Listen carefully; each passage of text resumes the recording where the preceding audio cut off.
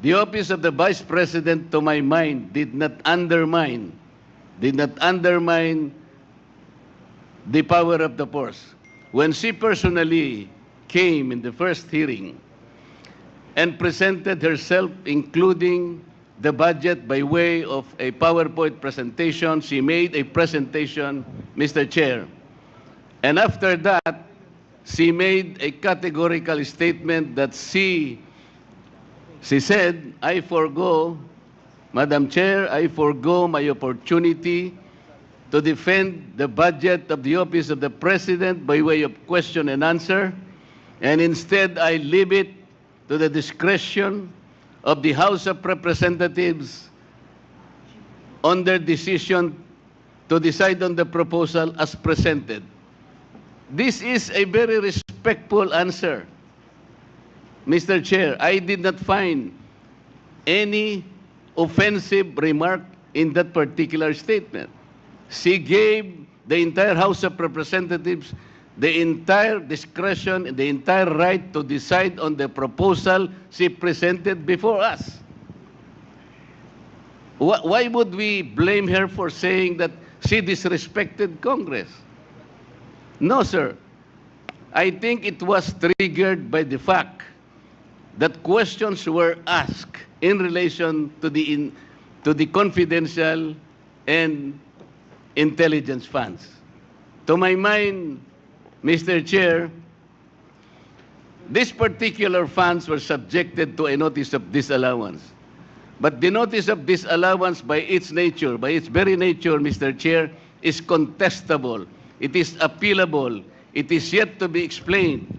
And initially, as explained by the representative of COA, the notice of disallowance suffered by way of supporting documents, by way of non-compliance with certain requisites. What if the Vice President is able to provide all the supporting documents? What if finally she is able to come up with the requisites required in order for you to consider that all these funds are eventually allowable and they are not disallowed? And chances are she may be able to do that. Hindi po final judgment ang notice of disallowance. As a matter of fact, based on COA's own representation the other day, the Vice President received the notice of disallowance only on August 24, 2024, which means, Mr. Chair, the Vice President has 6 months within which to reply and make an answer. That is correct, Madam COA. So, 6 months is up to February 2025. We should give her all the allowance. We should give her the time because 6 months is 6 months. So why are we rushing to make a judgment?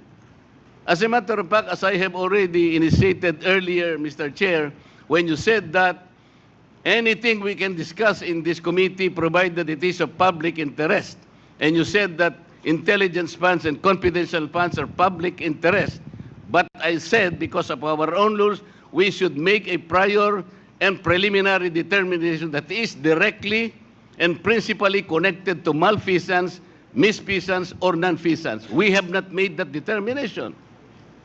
How can we now begin questioning whether or not the intelligence funds covered by an initial notice of disallowance is already directly and principally connected with non-feasance or misfeasance or malfeasance?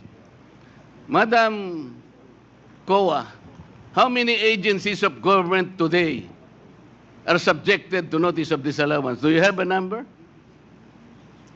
How many agencies Mr. today? Chair, With all Mr. due Chair, respect point of to order, the Mr. Before honorable... I, But that is a question I will leave, and I will Yes. terminate my, But- my manifestation, Madam. Yes, but I will. I believe, would like Mr. to Chair, that respond. this is still my time. Yes, but I would like to respond to your manifestation, Congressman Marcoleta. Parliamentary Let inquiry, me. Mr. Chair. Parliamentary inquiry What is muna. the parliamentary inquiry of the I would Honorable like to Abante? ask the Honorable Marcoleta, is he rebuking this committee? What is the question, Mr. Chair? Are you rebuking this committee? Why am I supposed to rebuke the committee? I am You not. have been saying things for a while. What? You have been rebuking this committee. You're saying that. We're not blaming the Vice President on this. I asked Honorable the question. Marcoleta, I we asked are the not question. You do not have blaming the the- right to This is depend one on minute, that. one minute suspension is declared by the chair. Move to suspend. Let me first respond to the manifestation of the Honorable Marcoleta.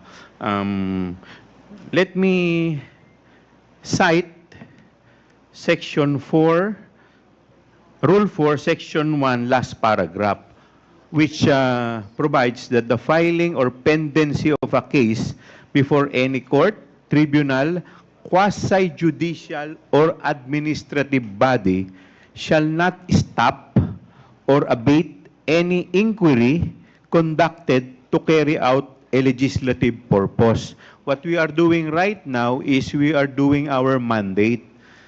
This is this hearing is in aid of legislation. So wala pa naman po tayong inaakusahan dito. The fact that the issue is still with COA and is still pending appeal, it does not stop this committee from conducting an inquiry in aid of legislation to conduct or to carry out our legislative purpose. So, yun lamang po. With this, I would like to give the... Ilang minuto pa po? Ma'am, you still have 1 more minute.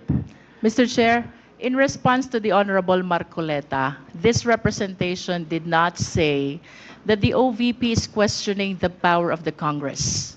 However, Mr. Chair, I wish to state for the record, how else will you interpret her refusal to answer? How else will you interpret her refusal to take an oath? I think, Mr. Chair, the only reasonable interpretation on her gestures is that she refused to participate in the investigation or inquiry in aid of legislation that we are conducting. Secondly, Mr. Chair, about the notice of disallowance, we take cognizance of the fact that this is not yet final and executory.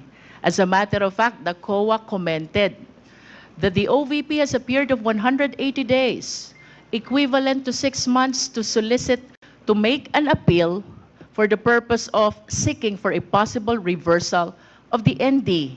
However, Mr. Chair, kapag ba may ND, bawal na bang malaman ito ng publiko? Kapag ba may ND, bawal na bang imbestigahan ito? And it is on this light that I invoke that public office is a public trust, and at all times, we are accountable to the Filipino people. In response to his comment about the possibility of the ND being reversed, I think I made a manifestation already in the last budget briefing of the DepEd. If in the event that the ND is reversed, in spite of having this inquiry already, the COA is not precluded.